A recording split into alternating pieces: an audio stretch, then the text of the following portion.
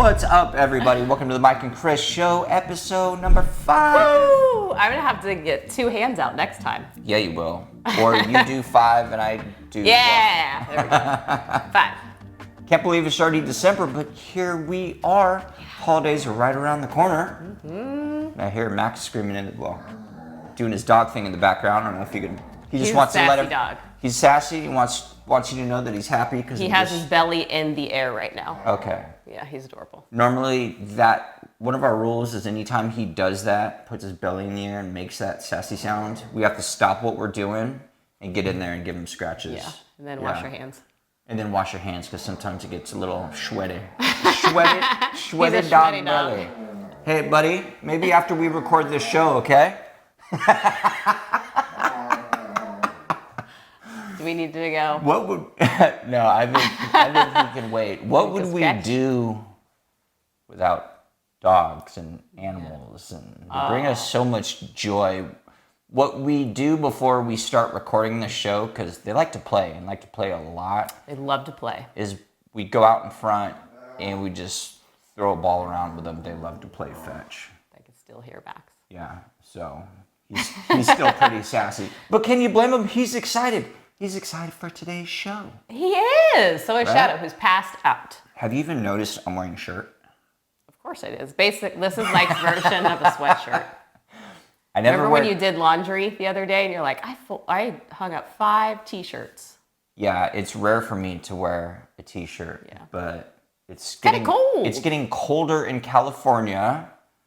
When you compare that to other places, no, it's not cold, but not at all. What you said it was 41 this morning? Yeah, 41 to 42. And for us, that's like, woo, woo, I need a jacket in my house. That feels like ice outside. Other places are like, that's warm, that's nothing. Tank top weather, yeah. But hey, that's what we're used to, yep. Right? But I love the weather, and I want the green to start coming back around here. Yeah, we haven't had much rain, that's for sure, but it'll come. Yeah, but love it. Love the seasons. This is definitely one of my favorite seasons. I love summer, but there's something about, I don't know, the holiday time and just, I wish So what's your favorite things about this time of year then? Favorite things? Well, like movies you like to watch, things you like to do, things you like to eat. I like to see friends and family, and I like to gift things to other people, spread joy and happiness. It reminds me, this time reminds me of like when I was a kid and like Christmas time and winter break from school and fun. It's just a fun, sometimes crazy time of year. Yeah. I really like that. Totally. Who doesn't, whatever it is you celebrate, if you celebrate anything, it's a fun time. Yeah. And I always loved Christmas time as a kid. I like how you didn't bang your fist. I wanted to. But he bang knows it. from editing. But you don't want to hear it, and I don't want to shake the camera. Super loud. What have you been enjoying about this time of year right now? You know, I usually live for summer and spring. She does. Which I love both seasons, but I'm really learning to embrace fall and winter and like the colder times and just accept them for what they are and learn to love them for certain things. I think one of my favorite things, going and looking at Christmas lights with you every year is super fun because there are some cool houses that super deck out. Yeah, I hope they do this year too. Yeah, not too far from here. There's homes that it's almost like that scene from like The Grinch where they had like lights on everything. Yeah. The Grinch movie every with Jim square Carrey. inch, yeah. One of my favorite Christmas movies, by the way. Yeah, I don't know. Just brings joy. And it's just fun to see lights like that. So usually we'll do that. We'll get a little snack, get a little hot chocolate or caramel apple cider, drive around, find some cool houses with lights. Oh, I can't wait for that. Right? Well, we'll do it soon. Yeah.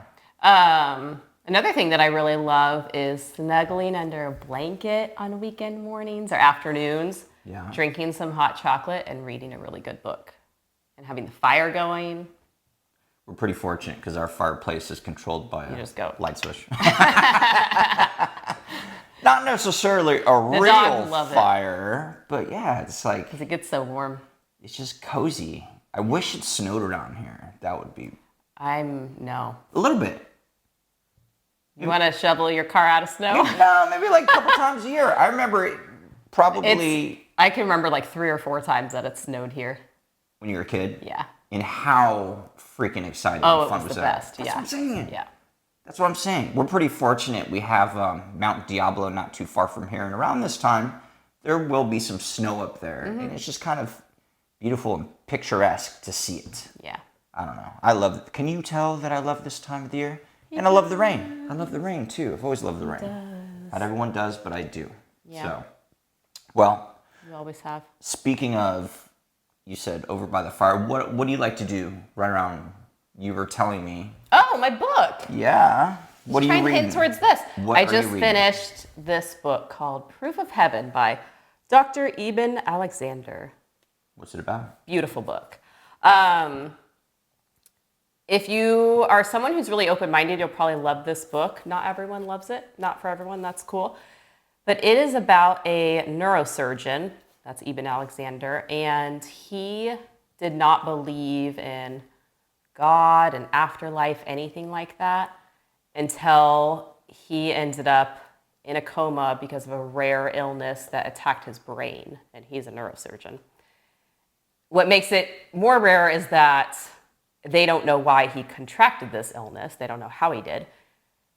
Other one is that his odds of even surviving it were so slim, and full recovery, there was like none of that, but he did. But he had a near-death experience when he was in his coma and just talks about his experience of the afterlife and stuff like that. So it's really cool. I love reading books like this. Just hearing everyone's different experiences, because I read another book called, what was it called? It was Dying to Be Me, which is a near-death experience. Very good book. I loved it. It's a lot of near-death experience there. A lot of near-death experience. Well, cool. That sounds fun. So do you have your next book you're reading yet? I don't. Well, I started to read one called Room 533 or something like that. I was not into it. Not into it? No. Yeah. So I got to pick out a new one. Okay. Well, So yeah, good. Reading by the Fire, hot cocoa. Reading by the Favorite. fire. Okay. One of the things that I love around, we're talking holiday time, is watching holiday movies. Oh, you always have one in the background. Totally. Just, I like having them on in the background while I'm doing work or whatever. It just brings me back. It brings me back. But you've got like, I'm one really, I would say. I'm 42. I was born in 78. So I was a kid in I was like a kid of like the 80s and early 90s. So The Grinch, although that came out later, but one of my all-time favorite movies, regardless of it being a holiday movie, is Home Alone 2. And I know that might sound weird to some people. It's like, really? I wouldn't say Home Alone 2 is one of your favorite movies. What? I feel like that's a great one. It is a great movie. Yeah, it's a classic. But not everyone likes it. And I probably have that movie damn near memorized Yeah. by now. I just love having it on.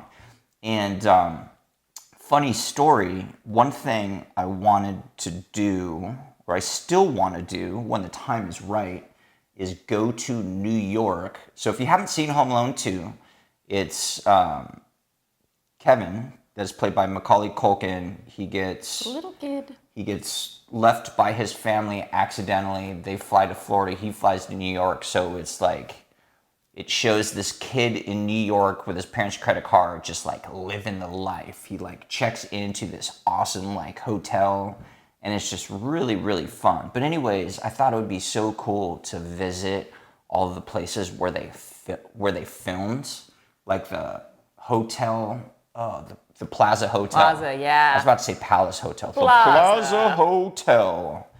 And maybe even make up my own little like parody movie or something.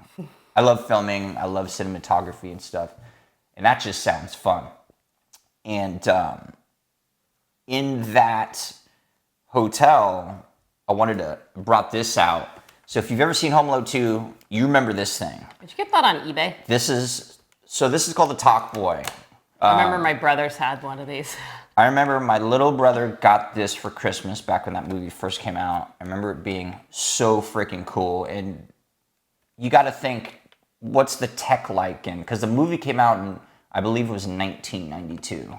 So there's no freaking iPhones and iPods and stuff like that. None of so that. this was like a cassette. Takes you back. You put a cassette in here, and what was cool about the movie is he kind of made his voice. So there's a scene where he calls the hotel up from within the hotel and makes it sound like he's his father so that he can reserve a room. Because I don't know how old he is in the movie. He's 9, 10 or something. Yeah. Obviously, they're not going to allow a 9 or 10-year-old to make a reservation. So what this thing does, it allows you to record in your normal voice, and then you hit it back on slow, and it sounds like this. Just like an adult. You remember that scene? It's like, Yeah. howdy do. This is Peter McAllister, the father. I'd like a room, please, with an extra large bed, a TV, and one of those little refrigerators you have to open with a key. Credit card, you got it. Can you tell he knows the whole movie? I was just watching it the other one, day. yeah. I think I was watching it on my birthday while we were eating Yeah. breakfast. Anyways, Talk Boy. I bought this on eBay because in my man cave, my lab, whatever you want to call it, upstairs, where I do all my work, I just want it to be full of things that I kind of love. I mean, it's pretty sweet. It is sweet. Who remembers Walkman? I mean, come on. Yeah. Talk Boy. Some of you are going to remember that. Let me know if you do. Oh, I'm guessing most, for sure. So that was one of my props, and I brought another prop down that I wanted to show you, and I'm curious if anyone knows what movie this is from. If you know, comment below. I'm not going to give you any hints yet, but this is from a very specific movie. What do you even call that color? What do you call this shiny thing? I can't remember when it's called, when it like changes color. Someone's going to tell us. This is, if I remember correctly, it's a movie of the 80s. So think about that. Comment below. What is it? I'll tell you about it later. I know, I'm a nerd. Whatever. Hey, we'll have to do a little studio tour sometime. Yeah. His studio's got a lot of memorabilia and cool things in it.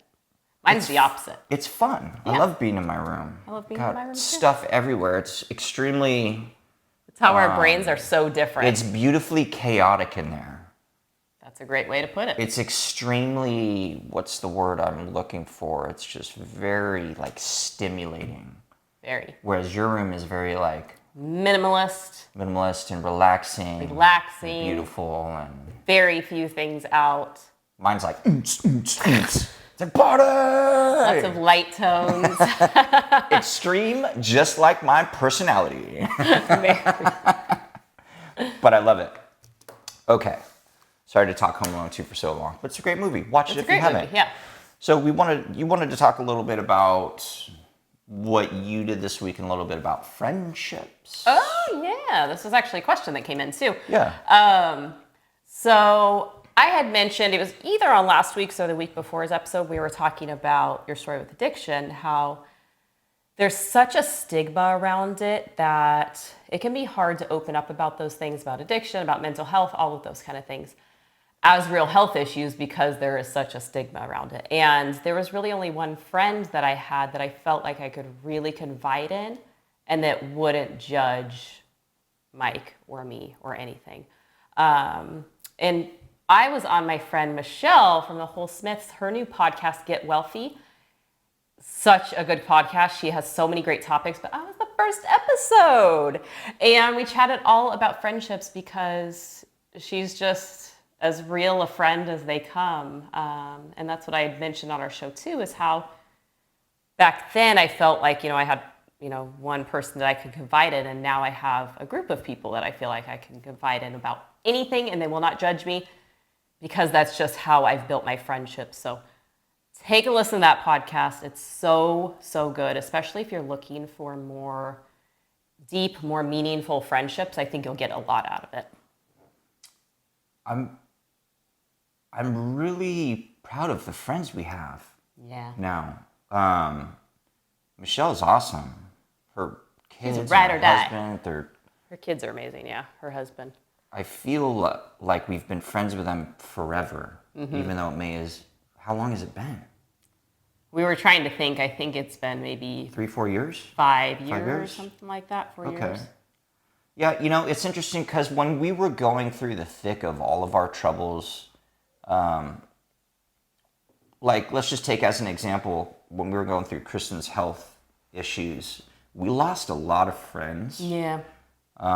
You lose the people that aren't meant to be in your life anymore, really. Right. And it was sad at the time.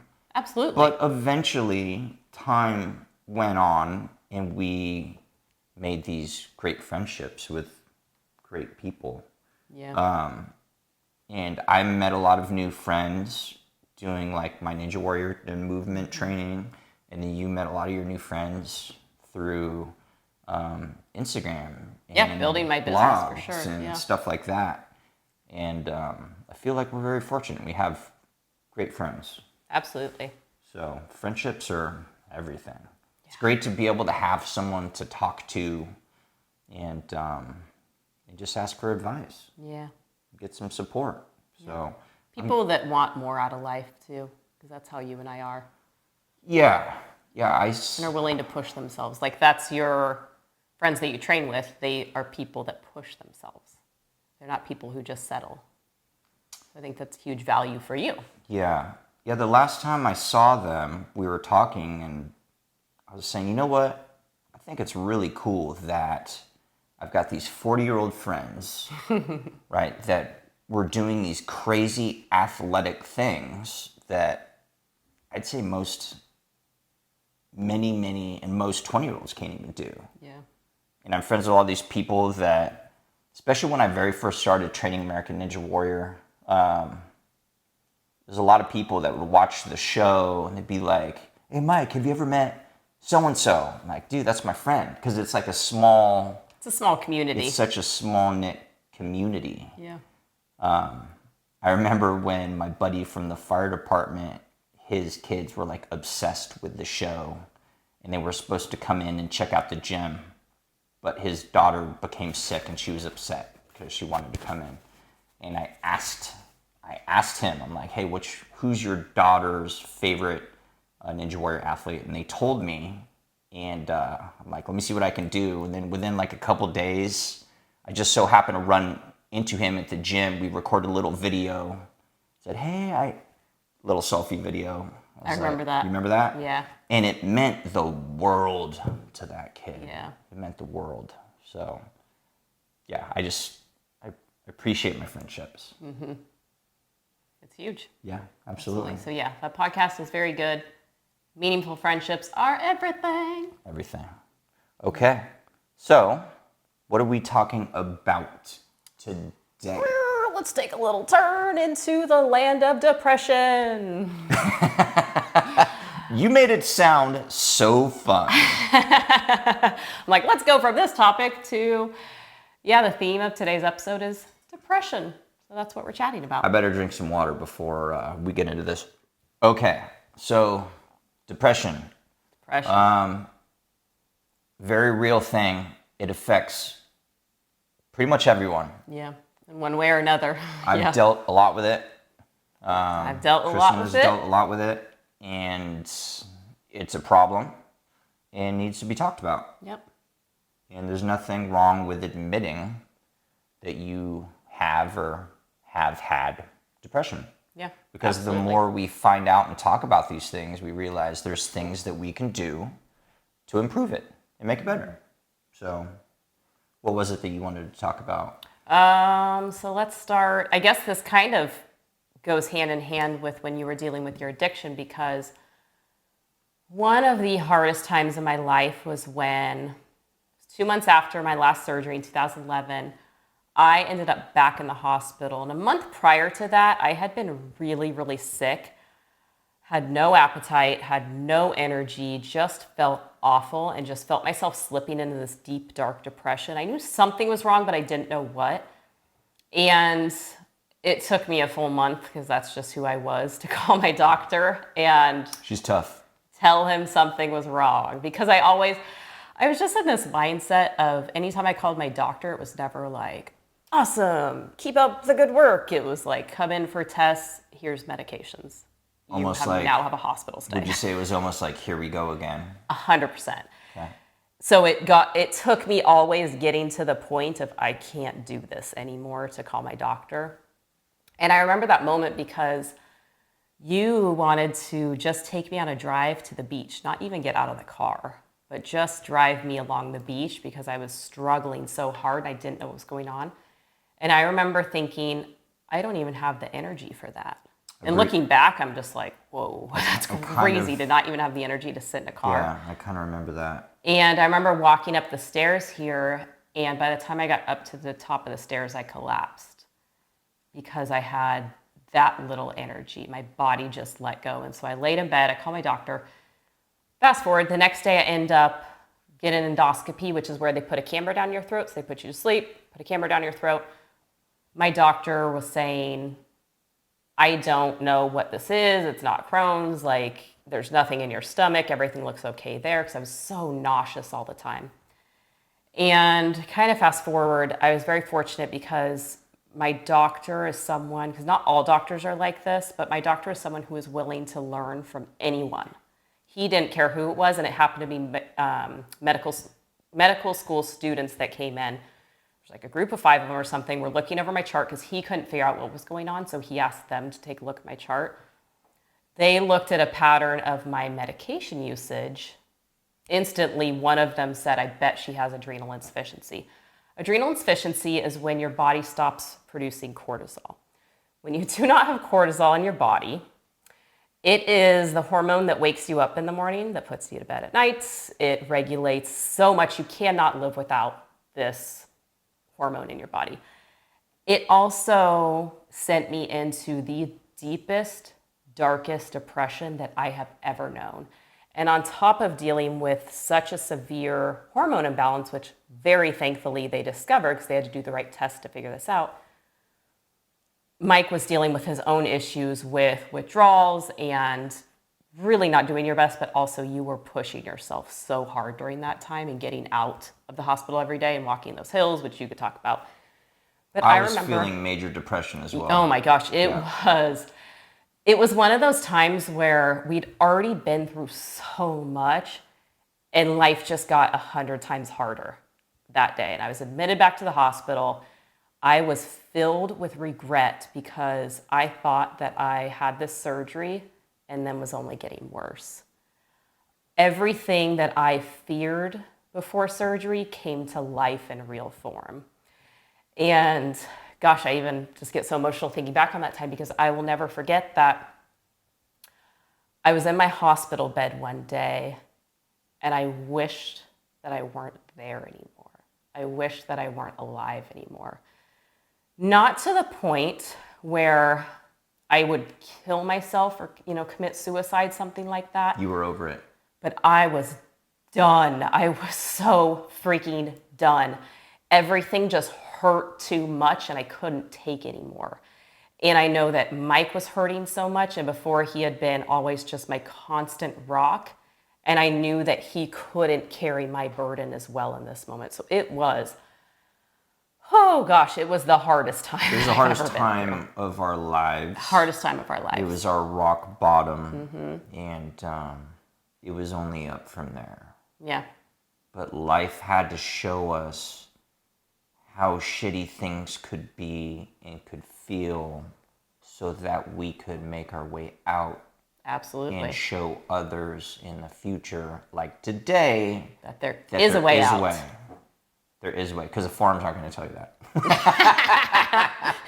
Not all of them. Yeah, definitely not. Go Yeah. on. Maybe don't go on depression forums, honestly.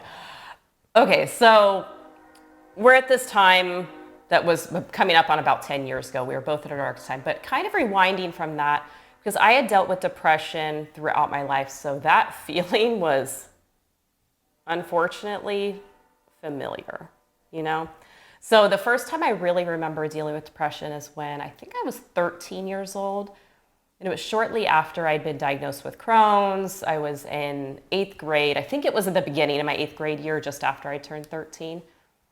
And I remember I was on a medication that is known, that's for Crohn's, it's an anti-inflammatory steroid, that is known to cause very severe depression. And I remember talking to my mom one night, and she thankfully realized, I was able to talk very openly with her, and thankfully she realized that I was very severely depressed and I was really struggling with anxiety, because as such a young kid, I didn't know those terms. I didn't know what feeling hopeless meant. I just thought something was wrong with me.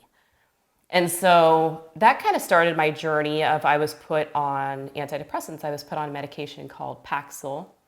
And then I don't remember being on that for too long, maybe a year or so, and it worked wonders for me. And that's something that I'd love to chat about, because I know we've both been on medications for mental health issues, for depression, anxiety. And there's two sides to it, because there's such a stigma around it where people feel like they can't talk about it, but these medications save lives. I know people who have been completely suicidal and were put on these medications, and it is the reason that they are alive today. So for there to even be a stigma around it is crazy to me, because they have a purpose and they serve a purpose. And I think the place we're at in our lives now is, I understand that every medication that's out there serves a purpose, but I also understand that I can't just take a medication and do nothing else. I have to take the medication and also do the inner work, because that's how I've built this mindset. But sometimes that medication will get you over the hump to feeling so awful to where it will allow you to do that work. But I remember also in high school, I believe I was on Wellbutrin. I don't remember that one working really well for me. Which is another antidepressant. Exactly, which is another antidepressant. I remember, I think I was on that when we met. I was either on that or Paxil, but I have just a long history of being on antidepressants. But the unfortunate side was that the medical professionals that were prescribing these weren't doing any other work. They were just handing me antidepressants. It's like covering up a symptom, but not getting to the root cause of it. Like, what is actually causing this? Maybe it's because I was never talking about how I was sick. Maybe it's because I felt like I could never talk about how I was sick. It's probably because I felt like I had to keep everything inside, because I wanted to make other people comfortable. That was my biggest thing, is making everyone else happy. And you were a kid. Totally, and I was a kid. Yeah. Well, a kid to a young adult. This was a long period. 18 or whatever. But still, I mean, that's still... Me now, being in my 40s, I'm like, 18 as a kid. But it is. That's half my life ago. It's wild. But it is. You're still learning, and I feel like when you're an adult, it's much easier to have like a conversation with a doctor than, or at least it was for me. Totally. For me. I was fortunate that I grew up in a household where there was no shame put around like having to take medications for mental health or anything like that. But I know for a lot of people, they have a lot of shame around that. A lot of stigmas of hearing if someone's on antidepressant, that something's wrong with them. And it's simply not the case. There's some sort of an idea out there that some have, that taking antidepressants make you like weak, a weaker person or something. I've dealt with many mental health issues throughout my life. I've dealt with anxiety for the majority of my life. I just didn't know what it was as a kid. I didn't understand the concept of it. Depression and ADHD. I had to take Ritalin, Adderall for several years of my life. And that's another thing that we can definitely talk more about in the future, because that affects a lot of people. Yeah. I was on that for a very long time. And oddly enough, it wasn't until I changed my diet that I no longer needed those medications. I'm not saying that that's what it is for everyone, but what I'm saying is, for whatever reason, something that I was eating was causing me to feel that way, and I wasn't able to focus. So when I was able to, and for me it was gluten, when I was able to remove that, I could think clearly, and I no longer needed the medications. And the medications, just for the record, worked very well. The Ritalin and the Adderall. It's not something that, as I was on it for several years, I could feel it taking a toll on my body, because they're essentially stimulants. So you do get to a point to where you are going to constantly need more of them. But I was very grateful to have them as a tool because They're at one tools. point in my life, I really needed them. Yeah. We never want to be, Chris and I aren't people that bastardize medications. There's always a time and a place, and they're great absolutely. tools. Yeah. But we do want to talk about, it's important that I talk about like my addiction history because let's take opiate pain medication as an example. It's such a wonderful tool, and I'm grateful that we have that available to us because imagine what kind of pain people would have to go through if we didn't have those things. Can you imagine my surgery without any of I don't even want to think about that. Oh. Just drink this liquor, we'll punch you in the head, knock you out, and then we'll go to town. Gosh, yeah. Yeah. I mean, thank goodness for modern medicine. Yeah. Absolutely. It's I'm a grateful for it. tool, but when It's a used tool. incorrectly, that's when when it becomes a used problem. correctly. Yeah. Yeah, and it's kind of it's up to us, especially when we're given a prescription, to kind of do what it says on there and not take more. But some of us experiment and get ourselves into trouble. You know that. Don't do that. But they're great tools. Exactly. Just And wanna I point think that the out. biggest thing, even talking about addiction, talking about depression, any kind of mental health struggle, any kind of struggle you're going for, asking for help. Yeah. Like asking for help. Why is that so hard sometimes? Oh my gosh, I feel like it's looked at by some people as weak when you have to take medication or something, but I'm like, that's so strong to even ask for help, to even put yourself out there. It's like, find a therapist, there's all sorts of free resources out there too. Find a friend you can confide in, a family member, whoever it is. But it's get someone who's in their right space of mind that can help you. Because when you're in that depressed state, and I'm sure you would agree, it is so hard to see that life's ever going to get better when you're in that darkness because it feels like it's always going to It's almost like there's this filter that is put in front of your face that makes everything suck, and you feel like shit, and you feel crappy about yourself. You don't want to do anything. You're uninspired. Yeah. You can't act yourself because chemically you're off. Yeah. Chemically you're off. And that's what like antidepressants are all about, SSRIs, selective serotonin reuptake inhibitors. They keep that serotonin around longer so that you can kind of have that happy feeling. Yeah. Or even just normal. Even just normal. Depression and anxiety went hand in hand with like my addiction too, and especially with withdrawals. Yeah. And I also feel that depression and anxiety lead to drug usage as well. Oh, because absolutely. There's such alcohol, horrible, everything. You're trying to cover up that feeling. and you're trying to numb pain. And that's what kind of got me into trouble with my opiate addiction is I was trying to numb pain because I was just feeling the worst mental and emotional pain I've ever felt in my life, and it was too much. Yeah. And it was too much. I couldn't do it. A couple things that I found that really helped me. So when I kind of started talking about this depression on here, when I was in the hospital, when it was the darkest times of my life, that was a time when I didn't end up needing medication. And a time that things started looking up. But some things that I found, and this took me years down the road to realize, one of my big triggers for anxiety is refined sugars, like white sugar. Huge for me. Even too much caffeine. Like I don't really drink coffee, I drink matcha. So I keep my refined sugars in check, but I love sweets. So that's why I do things that are sweetened with like maple syrup, honey, coconut sugar, because those don't seem to affect me. But finding out that trigger was huge for me. And again, it took me years to realize this until we changed our diet basically. And I realized, oh my gosh, I'm not anxious anymore. Wow, interesting. And then I ate a ton of white sugar and felt anxious. So although Strauss ice cream, always worth it and always makes me feel good though. Doesn't give me anxiety. She loves And ice cream. then the other thing that's really helped me throughout my entire life, and maybe this will resonate with some of you, is there have been so many times I can recall like each one of them over and over in my mind. I see like pictures of them when I'm at the end, what feels like the end of my rope, and I'm done. Have you been there many times? I know you're going to say yes.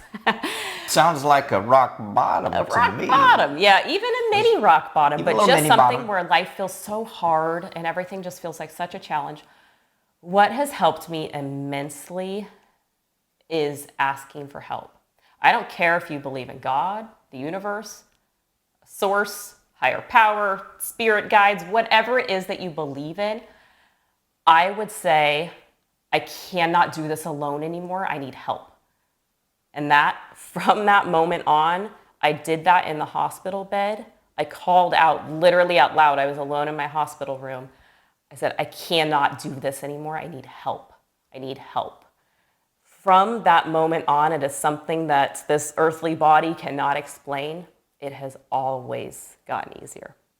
Always gotten easier for me. So it's whatever it is you believe in, just knowing that I know that I'm not alone. I know that I do none of this alone. So that's been a big one for me. You ever had like a really good cry and almost kind of just like letting go, and then things almost immediately start feeling better? It's the same thing. Yeah, it's just, it's the release. Is it surrendering? It's surrendering. Thank you. Yeah. Which to me, I think is the opposite of giving up. It's you're letting go of what you cannot control. In that moment, in that hospital bed, when I didn't want to be here anymore, I was at such a desperate place, and I had control over like so little of my life at that point that I just had to let it go. I just had to say, help me, I can't do this anymore. Cry, cry, cry. That's exactly it. It's like I cried it out, and then you feel a little bit lighter, just even a little bit. And a little bit goes a long way. And a little bit is so much when you're so depressed. If you're going in the right direction, I feel like with depression, it's like this constant downward spiral. Yes. And if there's anything that you can do to stop that and go in the opposite direction, in the correct direction towards happiness and thriving and such, it's huge. Yeah. It's huge. You need to figure out, I think one of the challenges of depression is figuring out, why am I feeling this way? Yeah. Right? Because there can be all kinds of different things. Is it a chemical imbalance? Is Totally. it something that's going on in your life? Yeah. Is it something you're obsessing about and just constantly thinking about? So you're putting yourself into this state. So you're experiencing this depression. It's figuring out what's causing it. And then I would say next is working on that or eliminating that, depending on what it is, of course. Yeah. Right? Absolutely. Like, let's say some people get depression from withdrawals from opiates or something. Yeah. You know, or I mean, it could be all kinds of different things. But I think what's important is just figuring out what it is and seeing what can I do to fix this. Yeah. Having a plan. Having a plan is I feel like we always maybe have huge. talked about this, but oh my gosh, it's huge. Well, let's briefly say something about Absolutely. it. So there's been many times, and especially when you were going through your adrenal insufficiency, Yes. and you were going That's what I through was your thinking of. depression, and you felt so lost and off and confused because chemically you were off. Mm-hmm. And just by us talking and coming up with a plan, even if it was something as silly as, listen, babe, here's the deal. As soon as we wake up tomorrow, doctor's office opens up at 8, we can call and see what we can do about this. This is just an example. Just having some sort of plan on, we're going to do this, almost instantaneously made us feel better. Yeah. As opposed to doing nothing and just hoping for things to change. 100%. There needs to be a step that is taken. Yes. No matter how big or how small, something needs to be done to get that energy moving in the direction of your choice. Absolutely. Right? That's a very great point, because he was the master at always creating plans for me, because when I was dealing with adrenal insufficiency, so I was put on a medication that replaced cortisol, which is the anti-inflammatory steroid because it's synthetic cortisol. So I was put on that in hopes of my body healing, but during that time, anytime that I would lower it a little bit, I would often get really, really sick again. And that's part of what also eased my depression, because I was put on this medication. And so the hormones started working again. And I remember being in that space of my mind wasn't even quite working right because everything just felt so off. And you would say, okay, here's what we're going to do. Here's the plan. And nothing had physically changed after that. But every time you created a plan and I knew what we were going to do, I felt instantly better. Right. It's like asking for help, creating a plan, whatever it is that resonates with you, do that thing. Well, and it also went from kind of like your problem or your issue to our issue. It's almost like it's surrendering away. It is. It's all surrendering. It's surrendering. It's in asking for help, which is something that I have not always been great at. Oh, same. That we have not always been great at not, because of our personalities. I've Yeah. always, for whatever reason, been someone that's just like, I'll fix it. I'll do it on my own. I'll take care of it. I can do it. Yeah. And I can. But what I've learned is there are people out there that are willing to help, that want to help, that's what they do, whether it be a professional or a friend or a loved one. And it not only helps you, but it helps them as well. And it makes them feel good because they huge, get to share. It feels good to give.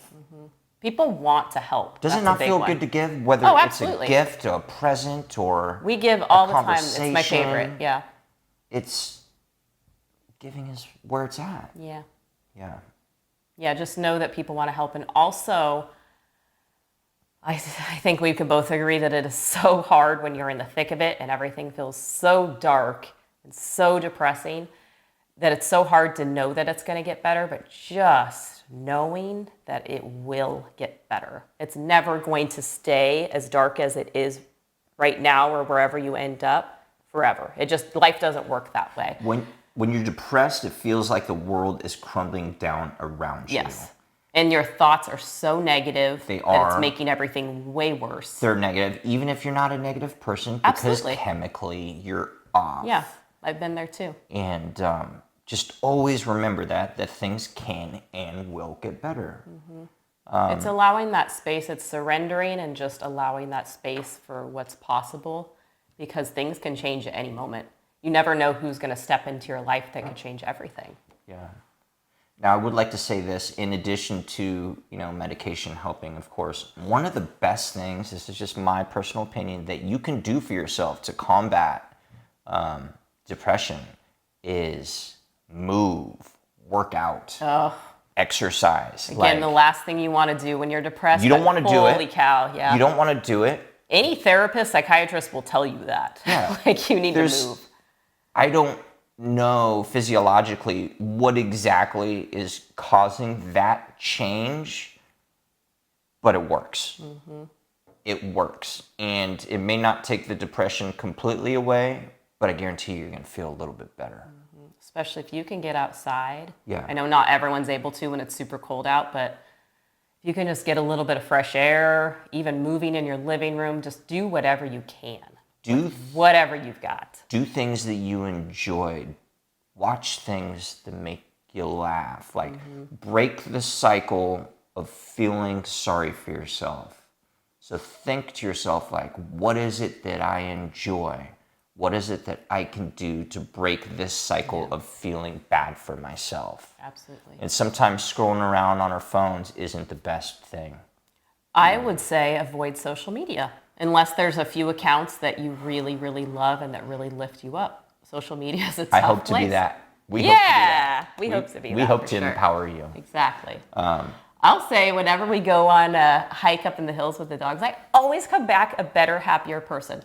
Even if I'm in a good mood before we leave or in a funk, I always come back better. I'll tell you straight up, there's so many times where I don't want to go on the hike. I really don't. Just because I've got stuff going on, or I'm tired, or I'm a little sore from training. But every time, we get back, it's just like, it feels good. Yeah. Get to see the smile on Kristen's face and get to see the dogs doing their doggy thing. Yeah. Yeah, it's almost like you have to force yourself to move sometimes, but once you do and get things moving, you just start feeling better rather quickly. I remember, speaking of moving, I remember when I was in that very, very dark place in my hospital bed, and you were on one of your many walks, which you'll have to talk about separately. Oh, yeah. So we were in San Francisco in the hospital, and my friend that knew everything that we were going through, her name's Courtney, the most amazing person. She came to visit me in the hospital. She was there every day with me, and she was like, okay, we're going to go on a walk at, down the hallway, probably 50 steps, honestly, like not very far. I didn't want to do it. I was so depressed that I didn't want to do it, but we got up anyway, and she walked with me, and it changed. Just like that little bit changed things for me. And it's not like all of a sudden I went from being not wanting to be here anymore to like, oh my gosh, life's amazing. But it was this slow shift over time. And when you're in such a dark place, all you really need is that little glimmer of hope. It's just you need to know that something's going to get a little bit easier. I also feel it's important to feel, because when you're depressed, you're often just going towards like the negative or the bad. You're going in the wrong direction. Yeah. And if you can get a little taste of going in the right direction, that might kind of change things for you. Totally. Show you, like you said, give you that glimmer of hope or just show you, hey, there's another way. It's like that's all our brains need is that little like, oh, that's something. It's like when I changed my diet, and we've talked about it before, but I felt so crappy for the first 3 weeks, but then I felt really good. And that's all that I needed to just take off from there. Is that little glimmer. Sometimes we just need to feel a little bit of that awesome. We're like, I like that. I want more of that. Yep. So I'll never forget since we're talking about kind of like movement with depression, when I was going through my opiate withdrawals and you were in the hospital, we were in the hospital because I was staying in the room with you. We were always in the hospital. I forced myself, because I was severely depressed and I just felt so incredibly weak. It took all of my energy, honestly, to like stand. Just chemically, my body was just not having it. But I knew that I had to force myself to walk. So we were in San Francisco, and if you know San Francisco, it's very like hilly over there. Is that a technical term? That's a very technical term. Hilly. And I would walk up to Best Buy, and if I were to guess, it'd be maybe quarter mile, third of a mile, quarter mile, whatever. It was like up a hill. It wasn't that far, but it was up a steep hill. And when I was in it, it felt so hard. It was so hard to do it. But I remember being so proud of myself for walking there. And then I had a backpack. I remember. I was gonna say the backpack. I remember shoving things in there to like add more weight. Yeah, water bottles and. I remember one of the big walks that I did during that time was I walked I think it was like 4 or 5 miles through all the hills to go visit my buddy who was dating Courtney at the time. And I didn't think I would have the energy to make it, because seriously, walking from the bed that I was in the hospital room to the bathroom and back, I was exhausted. Yeah. But me and my personality, and my extreme personality, I'm like, you know what? I'm going to walk to their place, which is actually, it was pretty far. And I told myself, I'm like, I'm going to do it. I don't care if I can't physically make it or can't physically walk. I will crawl. I will do whatever it takes to make it. That's how determined you were at that time. I was extremely determined. And I remember that entire walk, the whole time, I was pushing myself. And that whole feeling of like withdrawals and feeling tired like went away and didn't come back until I made it there and finally sat down. It was almost like I was having guided. This extra, I was being guided. I don't know how else to say it. Yeah. I don't know what it was, but it was there. There's something there. And that's why we want to talk about it. Yeah. If you find yourself in a difficult place, not only ask people and your friends and your loved ones, but also look inside for guidance. Absolutely. Ask yourself for help. be open and honest with yourself. Being honest, yeah. Be honest with It's a huge yourself. one. Feel the emotions. Yeah. Oh, You know? feel it. Yes. Take it in. Whatever situation you're in, just look at it in an honest way with yourself. Yeah, absolutely. And I feel like if you want the help and you ask for it, you will get it in some form or fashion. That was a great one. Even you just saying feel it, because I believe that the way out is through. And in our culture, we tend to, so many people either stuff down their feelings or take pills or alcohol or something to stuff down feelings even more and cover things up. But I really don't think that you can move past an experience fully until you've moved through it and you feel all of those feelings. Like, And a great example of that, I don't mean to cut you off, was me sharing there you episode go. 3, Absolutely. opiate addiction. It was Just a couple very weeks ago. hard for me to talk about that without wanting to cry. I shoved it away. It was too painful. You know, I talked to my parents about it and then I shoved it away. And then it wasn't until I brought it back out on episode number 3. I felt sick that week after, just kind of drained. But by the time we recorded the next episode, which was a week later, I felt like I could talk so freely about it. I felt like Your energy was so different. my energy was different. I feel like almost like I healed myself just by putting myself out there and being okay with it. So You gotta feel it. You gotta experience it. it is what it is. I feel like if we face our challenges and our problems head on, you know, I feel like there's power to that. Absolutely. There's power to that. You and I know the opposite, and we try to dance around things for so long, and that's why it came to this head, honestly. Yeah. That's why it got so hard. Right. Because we didn't want to face it. Yeah.